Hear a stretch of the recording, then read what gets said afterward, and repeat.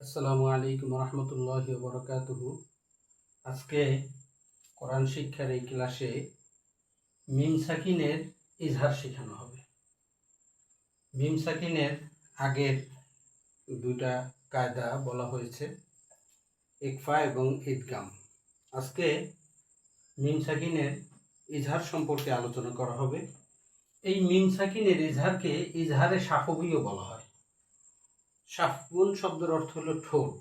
যেহেতু মিমটা ঠোঁট থেকে উচ্চারিত হয়, এই জন্য এটাকে ইজহারে শাফবি বলে।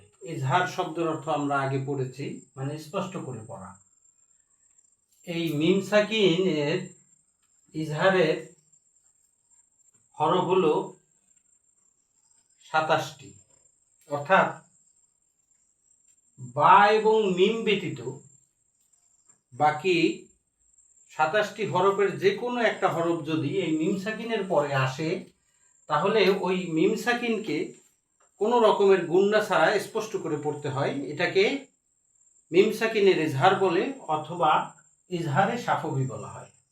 বিশেষ করে ওয়াও এবং ফা যদি আসে মিম সাকিনের পরে, তাহলে ওই মিম সাকিনটাকে বেশি করে স্পষ্ট করে পড়তে হয়।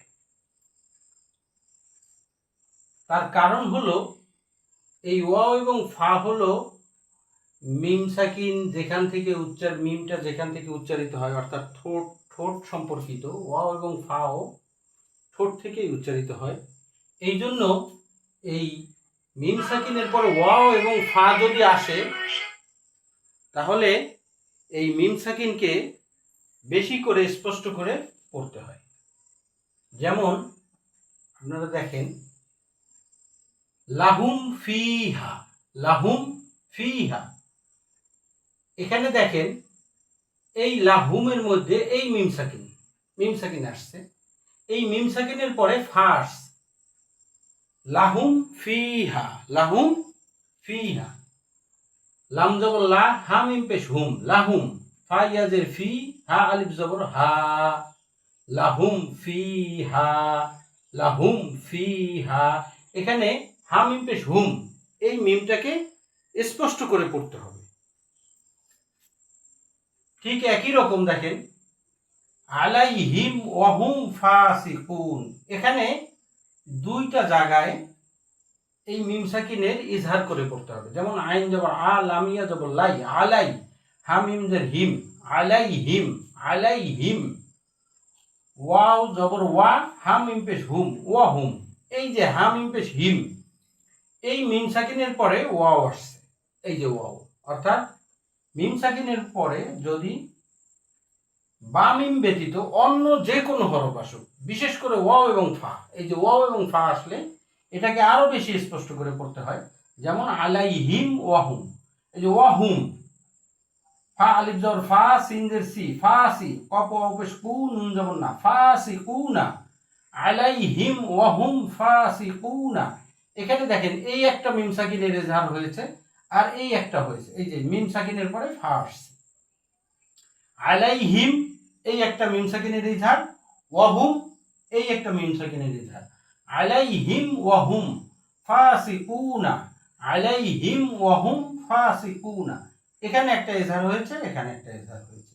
এরকম দেখেন, বিহামদিকা, বাজের বি, হাম মিম জবর হাম, বিহাম। দালজের দি, বিহামদি, কাব জবর কা, বিহামদিকা। এখানে মিম সাকিনের পরে দাল আসছে। অর্থাৎ বা মিম ব্যতীত অন্য যে কোনো হরফ যদি মিম সাকিনের পরে আসে, সেখানেই আপনাকে মিম সাকিনকে ইজহার করে পড়তে হবে। অর্থাৎ গুণনা করা যাবে না, মিম সাকিনটাকে ধরে পড়া যাবে না, বিহামদিকা এরকম পড়া যাবে না, বরঞ্চ স্পষ্ট করে বিহামদিকা,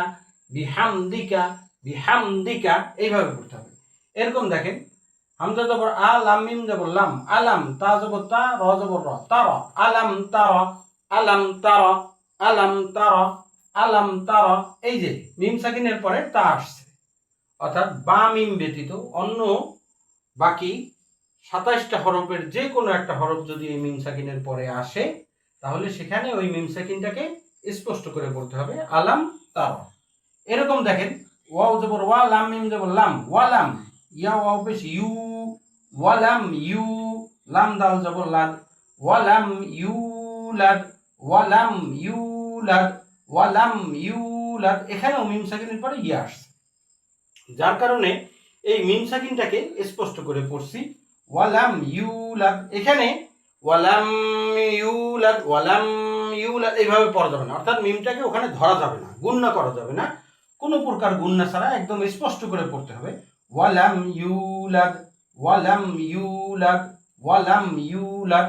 তাইলে আমরা বুঝলাম যে মিম সাকিনের ইজহার বা ইজহারে সাফবি বলে, মিম সাকিনকে যখন স্পষ্ট করে পড়তে হয় এটাকে বলা হয় ইজহারে সাফবি বা মিম সাকিনের ইজহার।